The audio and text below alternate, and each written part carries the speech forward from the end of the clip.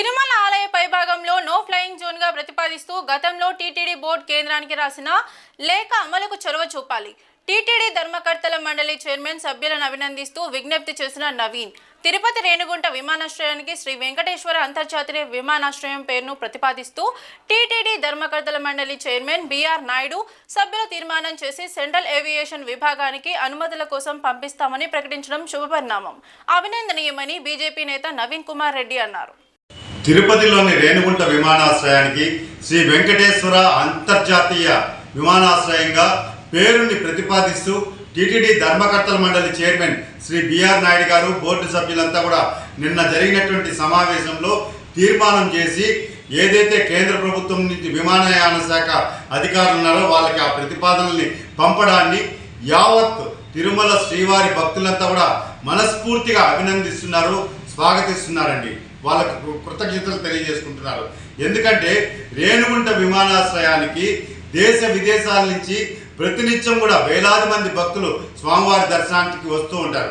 వచ్చిన భక్తులకి ఎయిర్పోర్ట్ నుంచే తిరుమల చేరే వరకు అక్కడ ఎయిర్పోర్ట్ పరిసర ప్రాంతాల్లో అంతా కూడా ఒక ఆధ్యాత్మిక వాతావరణం ఉట్టిపడేలా టీటీడీ చొరవ చూపడం అనేది అభినందనీయమండి. ఎందుకంటే మనం చూస్తున్నాం విఐపీలు, ఫ్లెక్సీలు, అదేవిధంగా రాజకీయ నాయకుల కటౌట్లు, ఫ్లెక్సీలతో ఆ విమానాశ్రయ ప్రాంతం అంతా కూడా ఆ పవిత్రత దెబ్బతినే విధంగా ఆ ఉన్నటువంటి పరిశ్రమలకు సంబంధించినటువంటి అడ్వర్టైజ్మెంట్ ఫ్లెక్సీలు ఇవన్నీ కూడా ఏర్పాటు చేసి ఉంటారు.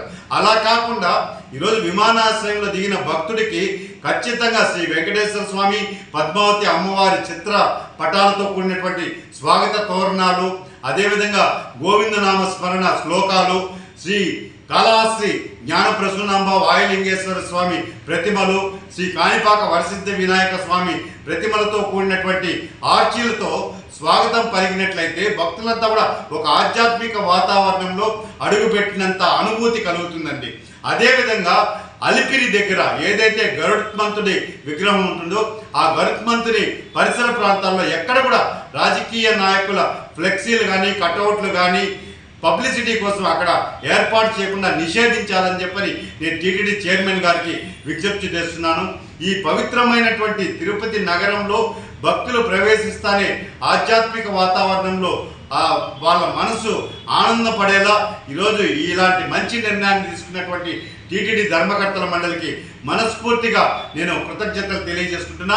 అదేవిధంగా రెండవ అంశం అతి ముఖ్యమైనది, తిరుమల శ్రీవారి ఆలయ పైభాగంలో విమాన రాకపోకల్ని నిషేధించి తిరుమల శ్రీవారి ఆలయ భద్రతతో పాటు హిందువుల మనోభావాలను కూడా ఆ ఆగమ శాస్త్ర ప్రకారం కొండపైన ఆలయ పైభాగంలో విమాన రాకపోకలు చేయకూడదు. కాబట్టి దాని మీద కూడా టీటీడీ బోర్డు చైర్మన్ గారు, సభ్యులు ప్రత్యేకమైనటువంటి దృష్టి పెట్టి ఇప్పటికే లేఖలు రాస్తున్నారు కేంద్ర ప్రభుత్వానికి.